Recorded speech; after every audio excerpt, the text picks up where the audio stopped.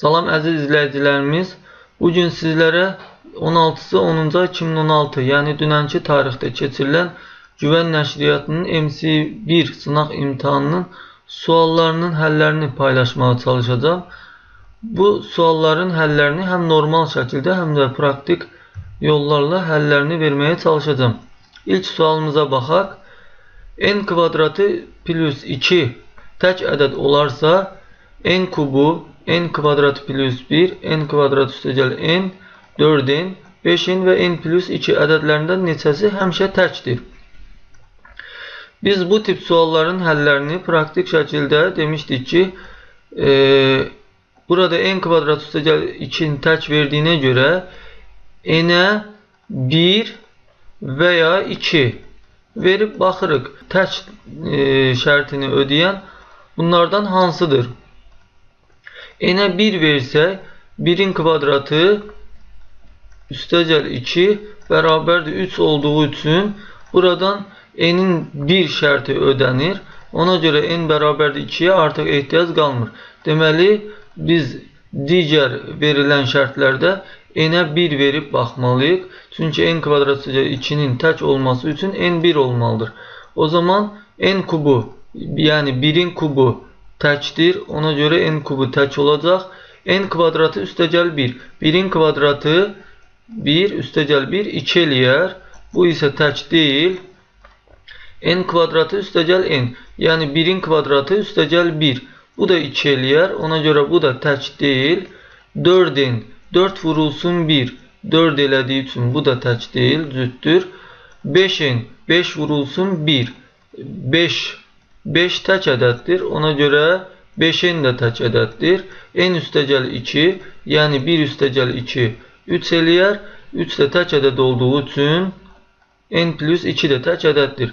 Deməli, n kubu 5n və n plus 2 həmişə tək ədədlərdir. Doğru cavab C variantı olacaq. Taleh, Üzeyir və Rəhmanın imtahanda topladıkları balların cəmi 1620-dir. Talehin balı Üzeyrin balının 80%-ni, Rəhmanın balı isə digər ikisinin balları cəminin 50%-ni təşkil edir. Üzeyrin bu imtahandakı balı nə qədərdir? Mən bu sualı praktik yolla həll eləyəcəm. Burada tənlik zad qurmayacam, heç x-ə girməyəcəm. Praktik üsulla daha rahat şəkildə bu məsələnin necə həll olunduğunu görəcəksiniz. Əvvəlcə burada verilən şagirdlərin adlarını qeyd edeyim. Taleh, Üzeyir və Rəhman. Ümumiyyətlə, faiz məsələlərini daha rahat həll etmək üçün dəyişənlərdən birini adətən 100 qəbul edirik. Burada Üzeyrin balını 100 qəbul etsək, Talehin balı Üzeyrin balının 80%-ni təşkil etdiyi üçün Talehin balı 100-ün 80% olacaq, yəni Talehin balı 80 olacaq. Rəhmanın balı isə digər ikisinin balları cəminin 50%-dir. 50% nə deməkdir? 50% Talehin balı ilə Üzeyrin balının cəminin yarısı deməkdir. Yəni 80 ilə 100-ün cəminin yarısı 90 edər. Biz bu balları toplasaq 80 üstəgəl 100, 180 üstəgəl 90, 270 alarıq. Bizə isə məsələnin şərtində bu şagirdlərin ümumi topladığı balların cəmi 1620 verib. Biz isə 270 aldıq. 1620 270-dən neçə dəfə çoxdur? 1620-ni 270-ə bölsək 6 tapmış olarıq. Deməli, biz 6 dəfə balı az tapmışıq. Ona görə biz hər bir şagirdin balını 6 dəfə artırmalıyıq. Onda Talehin balı 80-ı 6-ya vursaq 480, Üzeyrin balı 100-ü 6-ya vursaq 600, Rəhmanın balı 90-ı 6-ya vursaq 540 tapmış olarıq. Bunları toplasaq, həqiqətən 1620 alındığını görərik. Deməli, bizdən Üzeyrin balını soruşduğu üçün doğru cavab D variantı olacaq. Üçüncü sual. ABC üçbucağında bucaq ABD bərabərdir bucaq BCA və bucaq ADB 50 dərəcə olarsa, ABC bucağını tapın. Tutaq ki, burada ABD bucağı X olsun. Deməli, BCA bucağı da ABD-yə bərabər olduğu üçün bu bucaq da X olar. Biz DBC bucağına da Y desək, onda Üçbucaqda belə bir qayda var ki, üçbucağın hər hansı xarici bucağı özünə qonşu olmayan iki daxili bucağın cəminə bərabərdir. Yəni DBC üçbucağının 50 dərəcəli xarici bucağı özünə qonşu olmayan Y və X bucaqlarının cəminə bərabərdir. Y üstəgəl X 50 dərəcədir. Bizdən də ABC bucağını soruşduğu üçün ABC bucağı da elə X və Y bucaqlarının cəmi olduğu üçün ABC bucağı da 50 dərəcə olacaq. Doğru cavab Y variantı. Bu sualı mən bir də praktik üsulla həll edəcəm. Bizə verilən ABD bucağı 40 dərəcə olsun mən deyirəm. Onda ABD bucağı 40 dərəcə olduğu üçün BCA bucağı da buna bərabər olduğu üçün 40 dərəcə olar. Onu da burada qeyd eləsək.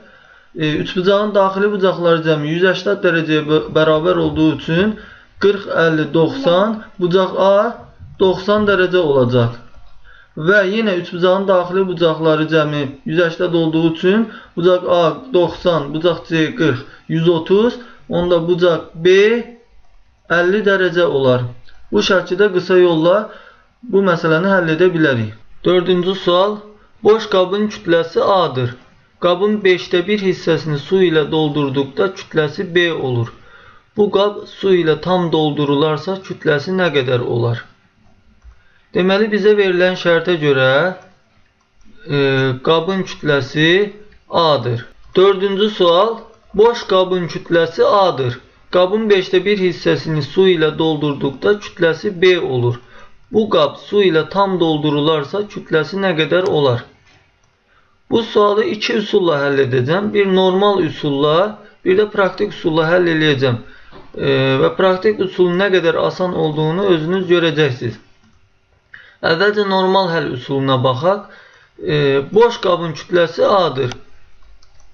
Ona görə burada qeyd eləyək. Qabın kütləsi A-dır. Qabın 5də 1 hissəsini su ilə doldurduqda kütləsi B olur.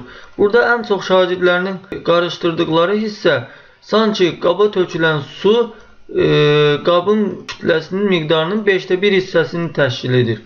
Əslində isə bu belə deyil. Çünki qabın kütləsinin 5də 1-i ilə tökülən suyun miqdarı, yəni tökülən suyun kütləsi eyni olmadığı üçün o su 5də 1 A deyil. Qabın 5də 1 hissəsini doldurmaq üçün tökdüyümüz su miqdarı X olsun. Qabın hal-hazırda kütləsi nə qədər olacaq? Təbii ki, A üstəgəl X. Yəni A qədər qabın miqdarı və X qədər də suyun miqdarı, ikisi birlikdə A üstəgəl X olacaq. Və bunu bizə məsələdə B olduğunu verib.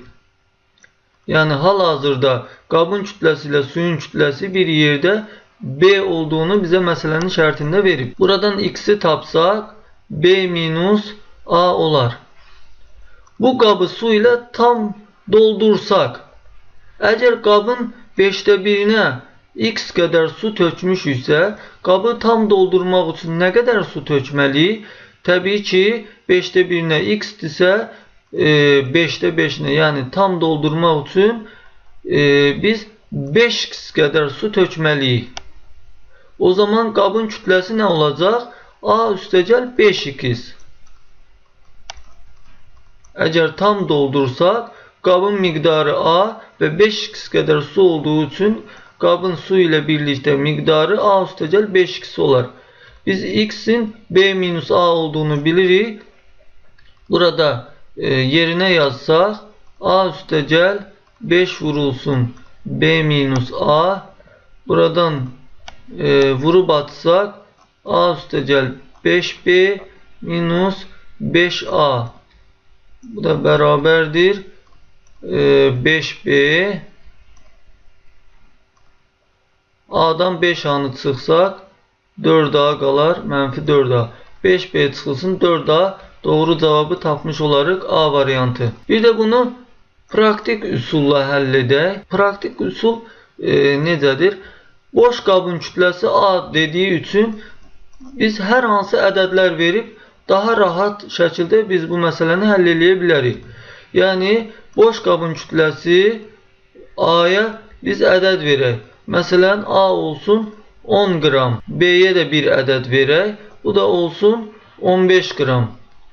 Təbii ki, ondan böyük ədəd götürməliyik B-ni. Çünki qabın içərisinə su tökəndə qabın kütləsi artır. Su ilə birlikdə 15 qram olacaq.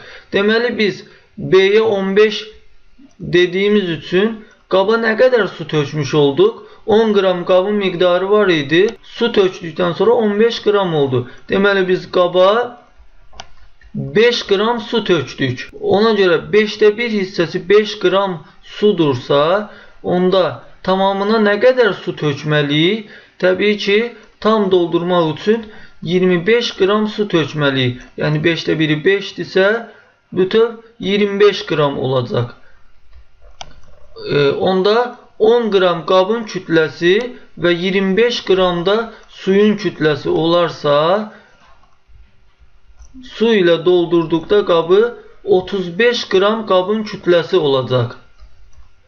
Biz deməli A-ya 10, B-yə 15 verdikdə sonuncu 35 tapdıq. Cavablardan sadəcə bunları yerinə yazıb 35 olan cavabı tapmaq kifayət idi. A-ya 10 versək və B-yə 15 versək, daha doğrusu A variantında 35 alınacağını görəcək. B 15 olduğu üçün 5B 75 çıxılsın. A 10 olduğu üçün 4 vur 10 40 bərabərdir 35. Deməli doğru cavab A variantı idi. Digər variantlara baxmağa ehtiyac yoxdur. Yenə yoxlasaq digər variantlarda 35 alınmadığını görərik. 5-ci sual. 5 ədədindən 9 vahid məsafədə yerləşən ədədlərdən biri aşağıdakılardan hansıdır?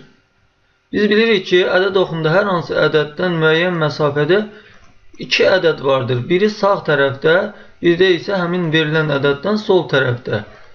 Bizə verilən 5 ədədini ədəd oxunda göstərsək, tutaq ki, 5 ədədi ədəd oxunda burada yerləşir. Bundan 9 məsafədə biri sağ tərəfdədir, biri isə 5-dən sol tərəfdədir. Sağ tərəfdəki ədədi tapmaq üçün 5-in üzərinə 9-u əlavə etməliyik. Deməli, biri 14-dür. Sol tərəfdəki ədədi tapmaq üçün isə 5-dən 9-u çıxmalıyıq. 5-dən 9-u çıxsaq, digər ədədi -4 almış olarıq. Bizə ədədlərdən təbii ki, birini verib, doğru cavab D variantıdır. Növbəti sual. 12 işçi 8 kvadrat metr xalçanı 6 günə toxuyarsa, 18 işçi 16 kvadrat metr xalçanı neçə günə toxuyar? Mən bu məsələni praktik üsulla həll edəcəm, daha tez həll etmək üçün. 12 işçi 8 kvadrat metr parçanı 6 günə toxuyarsa, bu şəkildə üçlü tənasüb qursa, 18 işçi, təbii ki, işçini işçinin altına yazırıq, günün altına yazırıq və kvadrat metri də, yəni xalçanın ölçüsünü də ölçünün altına yazırıq. 16 kvadrat metr xalçanı x günə toxuyar. Bu tip üçlü mütənasibliklərdə biz praktik olaraq düz V və tərs V qaydalarından istifadə edirik. Düz V nədir? 12, 16 və 6. Bunların hasilləri 12 vurulsun 16 vurulsun 6.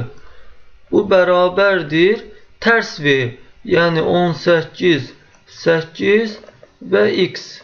Bu da tərs V deyirik buna. 18 vurulsun 8 vurulsun x. Buradan ixtisarlarımızı aparsaq, 8 ilə 16 ixtisar gedər. Burada qalar 2. 6 ilə 18 ixtisar gedər. Burada 3 qalar. 12-ni də 3-ə bölsək, burada 4 qalar. Deməli, burada sadəcə x qaldı. Burada da 4 və 2 hasili qaldı. Deməli, x bərabərdir 4 vurulsun 2 və bərabərdir 8 almış olarıq. Doğru cavab B variantı. Yəni, üçlü tənasüb məsələlərində düz V və bir də tərs V şəklində baxmalıyıq. Bu şəkildə məsələləri daha rahat həll etmək olur. 7-ci sual. AB parçası 6 bərabər hissəyə bölünmüşdür.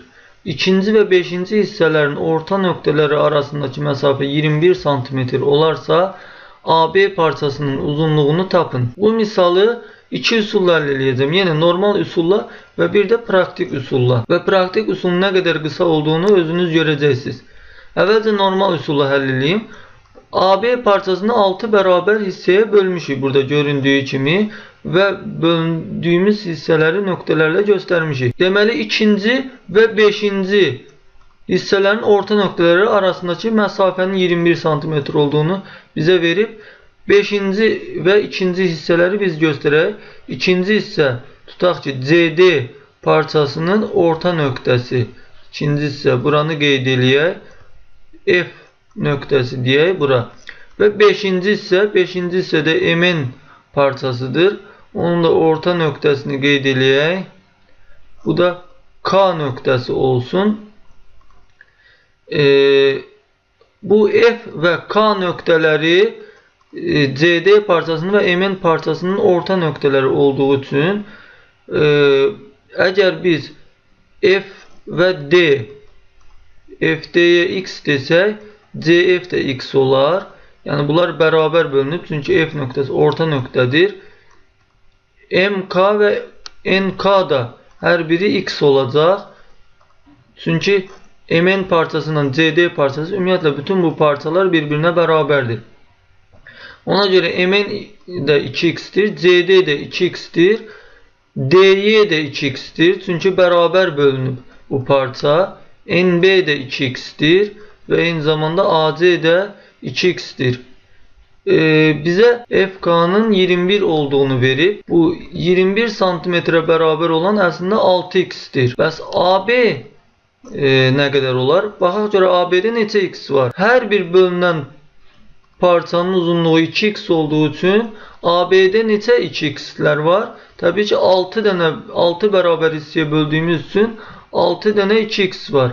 O zaman AB parçasının uzunluğu 6 vurulsun 2X, yəni 12X-ə bərabərdir.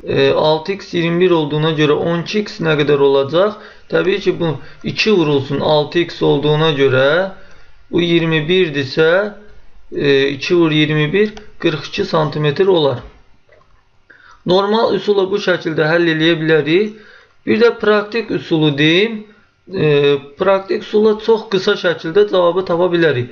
Bizə ikinci və 5-ci parçaların orta nöqtələr arasındakı məsafəni verdiyi üçün və eyni zamanda bu parçalar bərabər hissələrə bölündüyü üçün, çünki şərtdə 6 bərabər hissəyə bölünmüşdür deyir. Bizim axtardığımız ümumi parçanın uzunluğu verilən 21-ə ədədinə bölünməlidir. Cavablara baxsaq 21-ə bölünən sadəcə C variantı var. Ona görə doğru cavab C variantıdır. Bu şəkildə çox qısa şəkildə həll eləyə bilərdik. Növbəti sual. Tənasübdən X-i tapın. Əvvəlcə biz burada verilən tənasübdə 1/1 və 0/1 ədədlərinin adi kəsrə necə çevrildiyini göstərək. 1/1 bildiyimiz kimi bunu adi kəsrə çevirmək üçün tam hissəni yazırıq və kəsrin məxrəcində dövr edən ədədlərin sayı qədər 9 yazırıq və dövr edən ədədi də sürətdə yazırıq. Yəni bu 9-da 10 kəsridir əslində. 0/1-i də eyni şəkildə yaza bilərik. Tam hissə 0-dır. Kəsrin məxrəcində dövr edən ədədin sayı qədər 9 və dövr edən ədədi də sürətdə yazırıq. Deməli 1/1 9-da 10 kəsridir əslində. 0/1 isə 9-da 1 kəsridir. Biz tənasübü həll eləmək üçün tənasüb qaydasından istifadə eləsək, kənar hədlərin hasili, yəni 1/1 ilə 0/1-in hasili orta hədlərin hasilinə bərabər olduğunu bilirik. Onda bu hasilləri yazsaq 1/1 nə idi? 9-da 10. 9-da 10 kəsri ilə 0/1 kəsrinin hasili, yəni 10-da 1 kəsrinin hasili x ilə hansı kəsrin 0,4-1, yəni 9'da 1. 4'də 1'in də 9'da 1 olduğunu bilirik. Hasiller birbirine beraberdir. Buradan ixtisarlarımızı aparsaq 10 ilə 10 ixtisar gedər. Deməli 9'da 1 bərabərdir. X vurulsun 9'da 1. Yəni x bölünsün 9. Buradan kəsirin hər iki tərəfini, daha doğrusu bərabərliyin hər iki tərəfini 9'a vursaq 9 vurulsun 9'da 1. 9 vurulsun x bölü 9.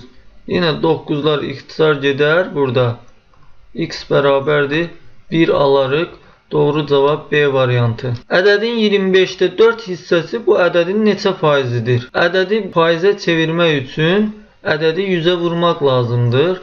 Yəni 25'də 4 ədədi faizlə göstərmək üçün 100 faizə vurmaq lazımdır. 100 ilə 25 ixtisar gedərsə 4 qalar. 4'ü 4'ə vursaq 16% almış olarıq. Deməli ədədin 25'də 4 hissəsi ədədin 16%idir. Doğru cavab D variantı olar. Növbəti sual. Qonşu bucaqlar 1'in 3'ə nisbətindədir. Bu bucaqların fərqini tapın.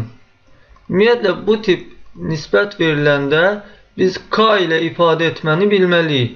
Yəni 1'in 3'ə nisbətindədirsə deməli qonşu bucaqlardan biri K, digəri isə 3K deməkdir. Biz qonşu bucaqların cəminin 180 dərəcə olduğunu bilirik. Yəni əgər bucaqlar qonşu bucaqlardırsa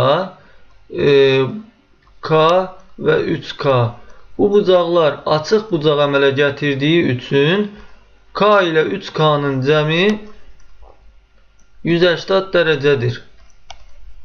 Deməli 4K 180 dərəcədirsə K neçə olar? 45 dərəcə olar. Hər tərəfini 4'ə bölsək 45 dərəcə almış olarıq. Digər bucaq K 45 dərəcədirsə 3K 3 vurulsun 45. 135'dən də 45'i çıxsaq, çünki bizdən sualın şərtində bucaqların fərqini istəyir. Deməli 135 dərəcədən 45 dərəcəni çıxsaq 90 dərəcə almış olarıq. Doğru cavab A variantıdır. Növbəti sual. Şua 130 dərəcəli bucağı fərqi 70 dərəcə olan iki bucağa ayırır. Böyük bucağı tapın. Tutaq ki AOB bucağını OC şuası fərqi 70 dərəcə olan iki bucağa ayırır. Ümumiyyətlə bu sualı praktik üsulla çox rahat tapmaq olar. Yəni cavablardan istifadə eləsək daha tez tapa bilərik. Yəni əgər bizdən böyük bucağı istədiyi üçün əgər böyük bucaq 100 dərəcədirsə, onda digər bucağa nə qədər qalır? 130 dərəcə olması üçün 30 dərəcə qalacaq.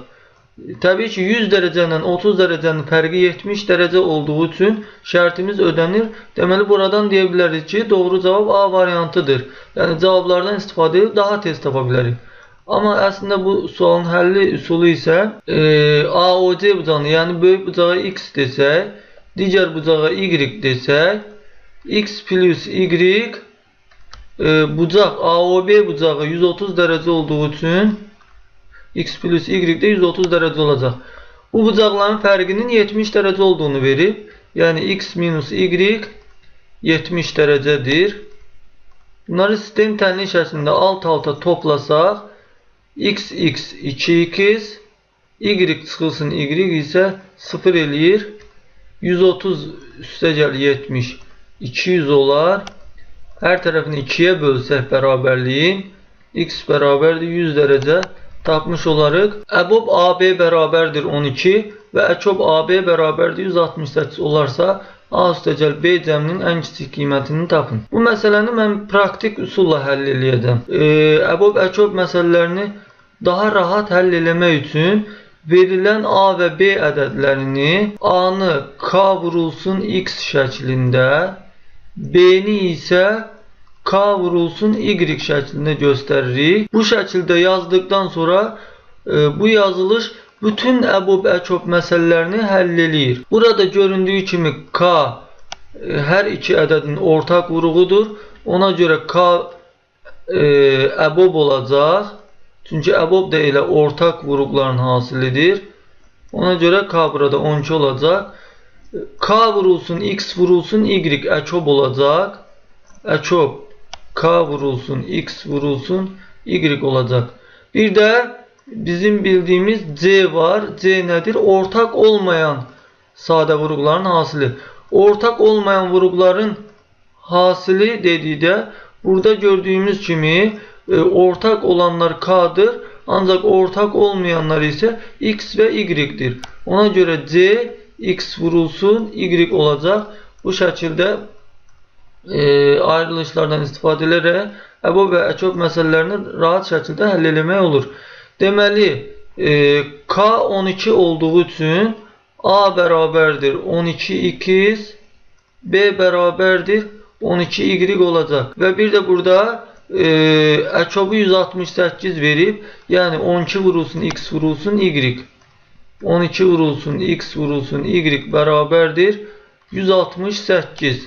Onda X vurulsun, Y bərabərdir 168 bölünsün 12. 14 almış olarıq X vurulsun, Y. Və bizdən istənilən A plus B cəmini tapaq. A üstəgəl B cəmi nəyə bərabərdir?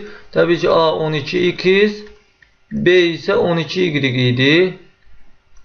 12-ni mötərizə xaricinə çıxarsaq, X plus Y. Deməli, A plus B cəminin kiçik olması üçün 12 vurulsun X plus Y də kiçik olmalıdır. 12 vurulsun X plus Y-in kiçik ədəd olması üçün X plus Y-i ən kiçik götürməliyik. Bizə X vurulsun Y hasilinin 14 olduğunu biz burada tapmışıq. Hasili verildikdə cəmin ən kiçik qiymətini tapmaq üçün ədədlər bir-birinə yaxın olmalıdır. Biz bu qaydanı natural ədədlərə aid dərsimizdə, ikinci dərsimizdə qeyd eləmişdik. Bunlara aid misal nümunələr də işləmişdik. İstəsəz oradan da izləyə bilərsiniz. Bunları geniş anlatmışıq orada. Hasil verildikdə cəmin ən böyük qiyməti, ən kiçik qiyməti və ya cəm verildikdə hasilin ən böyük, ən kiçik qiymətlərini tapmaq üçün hansı üsullardan istifadə edirik, hansı praktik üsullara baxırıq. Onların hər birini natural ədədlərə aid ikinci dərsimizdə qeyd eləmişdik. Burada yenə həmin qaydadan istifadə edirik. Hasil verildikdə həmin ədədlərin cəminin kiçik qiyməti ədədlər bir-birinə yaxın olduqda alır. Yəni, hasili 14 olan ədədlərdən cəmi ən kiçik olan ədədlər hansıdır? Hasili 14 olan 1, 14 cəmi 15 eləyir. Amma 2, 7 hasili var ki, cəmi 9 eləyir, daha kiçik qiymət alır. Deməli, X, Y hasili 2 vur 7 olarsa cəm daha kiçik qiymət alar. 12-ni 9-a vursaq 108 almış olarıq. Doğru cavab C variantı olacaq. Növbəti sual, aşağıdakı ədədlərdən hansı 4-də 3 və 6-da 5 kəsirlərinin arasında yerləşir? Bu sualda mən praktik üsulla həll edəcəm. Praktik üsulumuz necədir? Deməli, birinci kəsirin surətini İkinci kəsirin məxrəcinə vururuq. Yəni, çarpaz vurma üsulundan istifadə edirik. Birinci kəsirin məxrəcini isə ikinci kəsirin surətinə vururuq. Deməli, 3-ü 6-ya vursaq 18, 4-ü 5-ə vursaq 20 almış olarıq. 18 və 20 arasında hansı ədədlər var? 19 ədədi var. Və təbii ki, 4-ü 6-ya vurduqda 24. Bu da məxrəcdir. Deməli, doğru cavab A variantıdır. Tərəfləri 5, 6 və 7 cm olan üçbucağın böyük bucağının kosinusunu tapın. Ümumiyyətlə, bu məsələni həll etmək üçün kosinuslar teoremindən istifadə etməliyik. Üçbucaqda hər hansı bir tərəfin kvadratı bərabərdir digər tərəflərin kvadratları cəmi B kvadratı üstəgəl C kvadratı çıxılsın. Bu tərəflərin hasilinin 2 misli, yəni B vurulsun, C hasilinin 2 misli vurulsun. Bu A tərəfin qarşısındakı bucağın kosinusu. deyək ki, o bucaqda alfadırsa, kosinus alfa. Bu tərəfləri mən burada üç bucaqda göstərim. Hansı tərəflərdir? A, B, C tərəfləri. A tərəfinin kvadratı bərabərdir. B tərəfi ilə C tərəfinin kvadratları cəmi çıxılsın. B və C hasilinin 2 misli, bir də A tərəfinin qarşısındakı, yəni B ilə C tərəfləri arasındakı bucağın, alfa bucağının kosinusu. Üç bucaqda böyük tərəf qarşısında böyük bucaq durur. Ona görə böyük tərəf 7 olduğu üçün böyük bucaq da bu tərəfin qarşısında duran bucaq olacaq. Deməli, burada A 7'dir. B və C 5 və 6 olacaq. B'ye 5 desək, C 6 olmuş olar. Onda 7'nin kvadratı, yəni 49 bərabərdir. 5'in kvadratı 25. Üstəgəl 6'nın kvadratı 36. Çıxılsın 2 vurulsun 5 vurulsun 6 vurulsun kosinüs alfa. 25 ile 36'nı toplasaq 61. Bunu bərabərliyin sol tərəfinə keçsək 49 çıxılsın 61 bərabərdir. Burada mənfi 2 vur 5 vur 6. Yəni mənfi 60 kosinus alfa. 49'dan 61 çıxsa mənfi 12 bərabərdir mənfi 60 kosinus alfa. Bərabərliyin hər iki tərəfini mənfi 60'a bölsək mənfi 12, bu mənfilər müsbət olar. 12'ni 60'a bölsək, təbii ki 12 ilə də 60, 12 ixtisa gedər. Kosinüs alfa buradan 5'te 1 almış olarıq. Doğru cavab Y variantı. Növbəti sual. Burada verilən ədəddə sonsuz dövranlıq kəsiri adi kəsirə çevirindir. Göründüyü kimi ədəddə 0 və 5'dən sonra 0-2 ədədləri təkrar olunduğu üçün biz onluq kəsirlərdə təkrar olunan ədədləri mötərizə içərisində yazırıq və bu ədədlərə dövr eləyən ədədlər deyirik. Ona görə bu kəsirə də dövrü kəsir deyirik. Dövrü kəsirdə adi kəsirə çevirmək üçün kəsir xəttini çəkirik. Məxrəcdə dövr edən ədədlərin sayı qədər 9. Yəni burada 2 dənə ədəd, yəni 2 rəqəm təkrarlanır. 0, 2. Dövr etməyən rəqəmlərin sayı qədər, yəni 0 və 5. Burada yenə 2 dənə dövr etməyən rəqəm var. 0 yazmalıyıq 9'un yanına. Surətdə isə verilən ədədi vergüldən sağ tərəfdə verilən ədədi bir yerdə yazırıq. Yəni 502. Bundan dövr etməyən ədədi çıxırıq. Yəni 0,5, yəni 5'i çıxmalıyıq. Burada da 502'dən 5 çıxsaq 497 bölünsün 9900. Doğru cavab B variantı olacaq. 23 üstəgəl 23 üstəgəl nöqtələr üstəgəl 23 cəminin 9'a bölünməsindən alınan qalığı tapın. Burada 15 dənə sayda 23'ün cəmini bizə verib. 15 dənə 23'ün cəmi elə 15 vurulsun 23 deməkdir. Bunun 9'a bölünməsindən alınan qalığı soruşur. Biz bilirik ki 15'i 23'e vurub hasili 9'a bölüb qalığı tapa bilərik və ya daha qısa şəkildə hasildən alınan qalığı tapmaq üçün hər bir vurubdan qalıqları tapırıq və qalıqların hasilini 9'a bölməliyik. 15'i 9'a böləndə nə qalıq qalır? Təbii ki 6 qalır. 23'ü 9'a böləndə 18 qalıq 5'dir. Deməli 6'nı 5'e vurub, yəni 30'u 9'a bölüb qalığı tapmaq kifayətdir. 30'u 9'a böləndə 27 və 3 dəfə yerləşir 27 qalıq 3 qalır. Ona görə doğru cavab Y variantı olacaq. Növbəti sual 30% 200 qram duz məhlulunda nə qədər duz var? Bu biraz bəsit sualdır. 200 qram məhlulun 30% duzdur. Deməli 200'ü %30'u duzdur. Deməli, burada sadələşdirsək, ixtisarlarımızı aparsaq, 32'ye vursaq 60. Deməli, 200 qramın 30%-i 60 elədiyi üçün 60 qram duz var.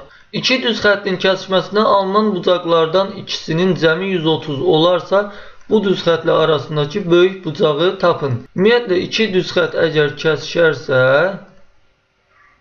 burada qonşu və qarşılıqlı bucaqlar alınır.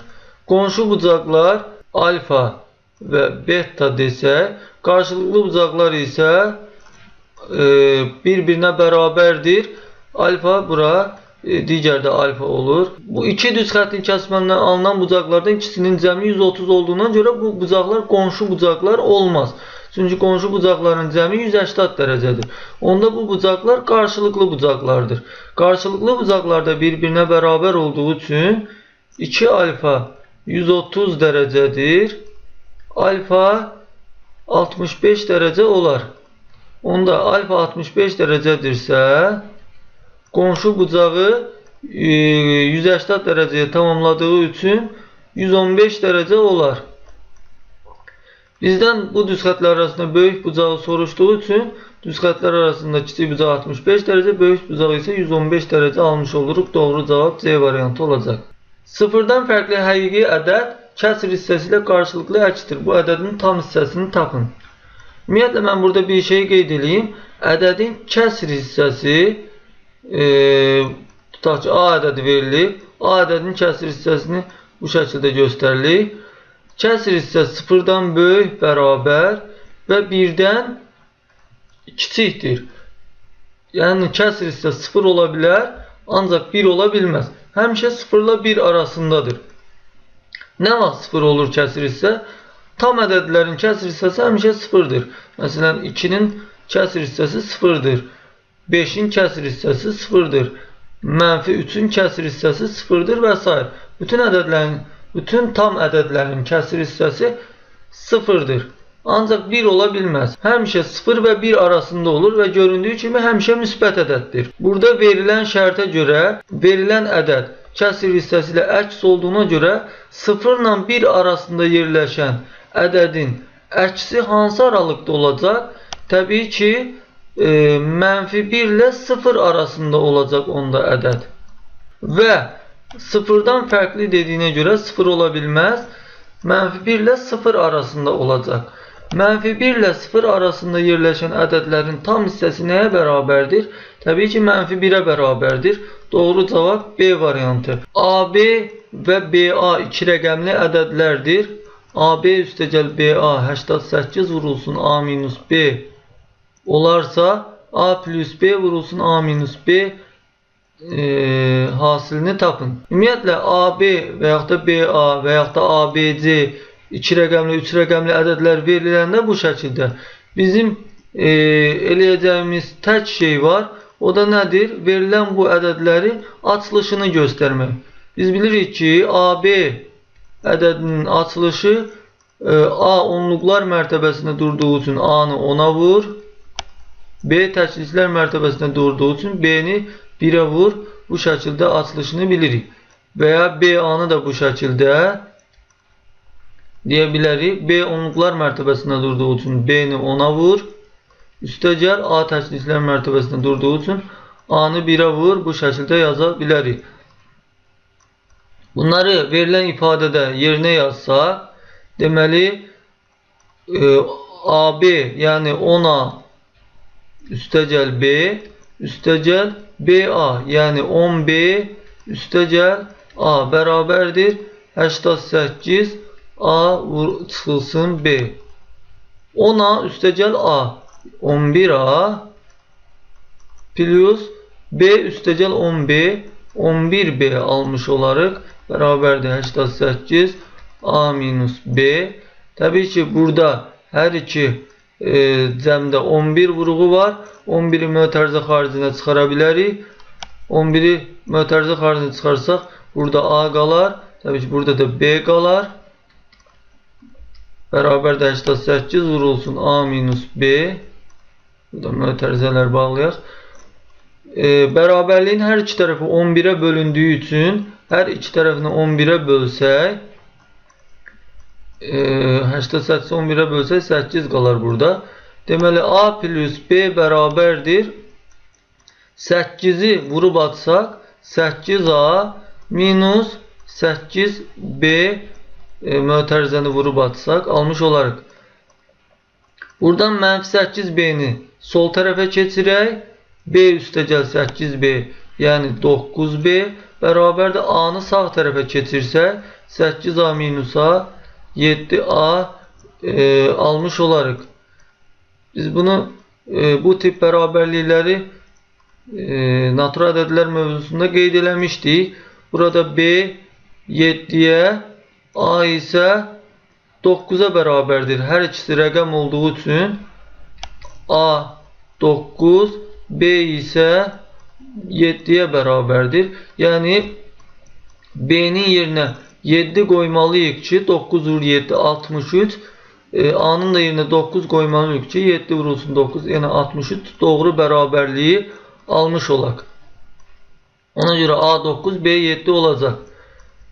Bunları bizdən soruşulan hasildə yerinə yazsaq A üstəgəl B yəni 9 üstəgəl 7 16 vurulsun A minus B yəni 9 sıxılsın 7 2'ye bərabərdir. 16 vur 2 32 alarıq. Doğru cavab D variantı. ABC üçbucağında BD tən bölən bucaq ABC və bucaq ADB bir-birinə bərabərdir. AD 4 cm, BD 6 cm olarsa AC-ni tapın. Bunun üçün təbii ki biz DC-ni tapmalıyıq. DC-yə X desək, X-i tapsaq AC-ni də 4 ilə X-in cəmini toplayıb tapa bilərik. Bizə verilən şərtlərə baxsaq, BD tən böləndir. BD tən bölən olduğu üçün bu bucağa alfa desək, yuxarıdakı bucaqda alfa olacaq. ABC bucağı 2 alfa olduğu üçün burada 2 alfa olacaq. Bizə şərtdə verilib. DBC üçbucağının 2 alfa xarici bucağı özünə qonşu olmayan iki daxili bucağın cəminə bərabərdir. Ümumiyyətlə, bütün üçbucaqlarda belə bir qayda var. Xarici bucaq özünə qonşu olmayan iki daxili bucağın cəminə bərabərdir. Ona görə DBC üçbucağında 2 alfa bucağı özünə qonşu olmayan alfa bucağı ilə bu C bucağına bərabərdir. C bucağının onda nə olacaq? 2 alfanı almaq üçün alfanın üzərinə nəyi əlavə eləməliyəm 2 alfanı almaq üçün? Təbii ki, burada alfa olar. Deməli, buradakı alfa bucağından bu C bucağı bərabər olmuş oldu. Biz bilirik ki, bərabər yanlı üçbucaqda oturacağı bitişik bucaqlar bərabərdir. Ona görə DB DC-yə bərabərdir. Onda DB 6 olduğu üçün bu X tərəfini də biz 6 tapmış olarıq. Onda 4 ilə 6'nın cəmi 10 tapmış olarıq. Bu sualı praktik üsulla bu şəkildə də həll eləmək olar. ABC bucağını biz 60 dərəcə qəbul etsək, BD tən bölən olduğu üçün ABC bucağı 30 dərəcə və 30 dərəcəli bucaqlara bölünmüş olar. Və burada göründüyü kimi ABC bucağı ADB bucağına bərabər olduğu üçün ABC bucağına 60 dərəcə desək, ADB bucağı da 60 dərəcə olar. Onda ABD üçbucağında 30-60 və A bucağı 90 dərəcə olar. ABC üçbucağına baxsaq 60-90 deməli C bucağı 30 dərəcə olmuş olar. Və buradan BDC üçbucağında oturacağı bitişik bucaqlar yəni B bucağı ilə C bucaqları bərabər olmuş oldu. Onda BDC üçbucağı bərabər yanlı üçbucaq olacaq. Yəni DC tərəfi ilə BD tərəfi bir-birinə bərabər olur. Çünki B bucağı ilə C bucağı bərabər oldu. Ona görə DC tərəfi də 6'ya bərabər olar. Onda AC-nin uzunluğu 4 üstəgəl 6 10 tapmış olarıq. Bu şəkildə həll edə bilərik.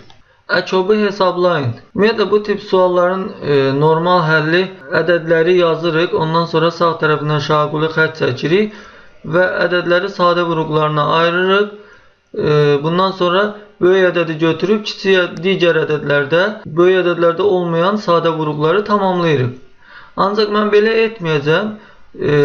Praktik üsuldan istifadə edəcəm. Praktik üsulumuz nədir? Ümumiyyətlə burada 18 54-ün içində olduğu üçün, yəni 54 18-ə bölündüyü üçün bu ədədi ata bilərik. Bu ədədi ixtisar edə bilərik. 54 ilə 60-ın əkobunu tapmaq kifayətdir. 54 ilə 60-ı yazsaq, 54 ilə 60-ı ixtisar eləyək. Nəyə ixtisar gedir? Göründüyü kimi hər iki ədəd 6-ya bölünür. 54-ü 6-ya bölsək 9, 60-ı 6-ya bölsək 10 almış olarıq. Bu ədədlərə artıq ixtisar getmir.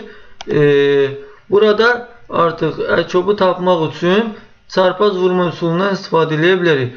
54-ü ya 10-a vurarıq, ya da 60-ı 9-a vurarıq. Hər ikisi bizə əkobu verəcək.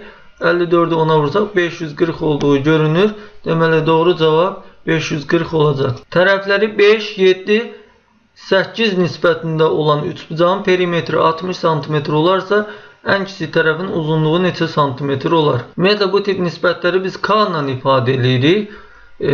Deməli tərəflərdən biri 5K, digəri 7K, digəri isə 8K'dır. Bu tərəflərin cəmi bizə perimetri verəcək. Perimetri 60 verib. Buradan görürük ki 5K, 7K, 12K, 20K bərabərdir 60. Bərabərliyin hər iki tərəfini 20'ye bölsək K'nı 3 almış olarıq.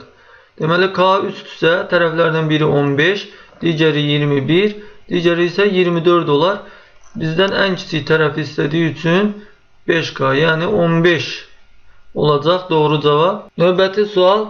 2'də 1 kəsirinin surət və məxrəcindən hansı ədədi çıxdıqda kəsirin tərsi alınır? Yenə bu sualda normal üsulla həll eləyəcəm. Bir də praktik üsulla çox qısa həllinin olduğunu görəcəksiniz. Çox rahat həll üsulu var.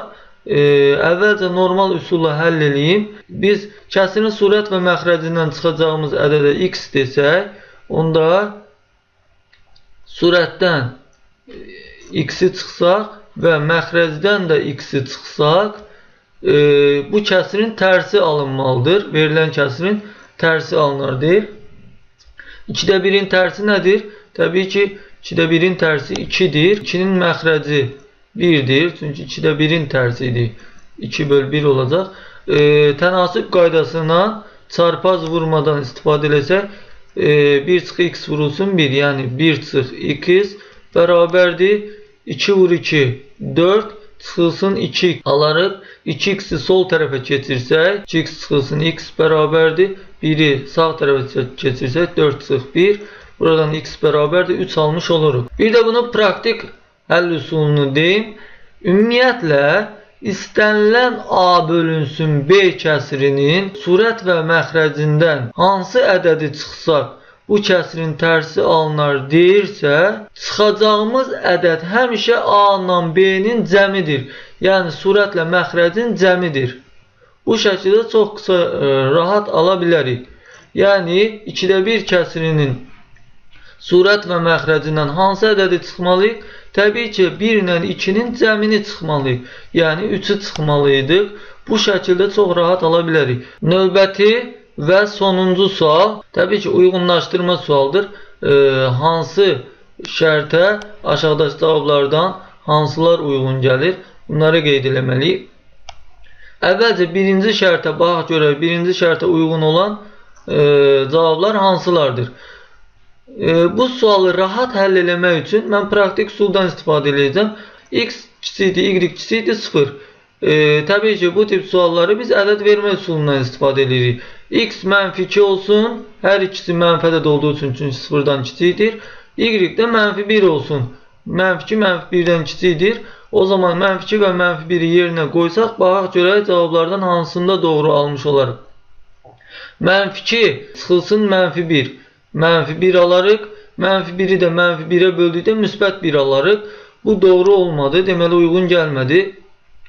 Mənfi 2'dən mənfi 1'i çıxsaq mənfi 1 və mənfi 1'i mənfi 1'ə bölsək müsbət 1 almış olarıq. Deməli 1'ə uyğun cavab uyğun gələn cavab B variantı idi. Baxaq görə başqa variant uyğun gəlirmi? 2-nin kvadratı 4. -1-ə vursaq 0 eləməz. C uyğun gəlmədi. Yenə -2-nin kvadratı 4. -1-ə vursaq -4 almış olarıq burada. -4 də 0-dan kiçikdir. Deməli 1-ə D variantı da uyğun gəldi. B və D variantlarını artıq atmış olduq.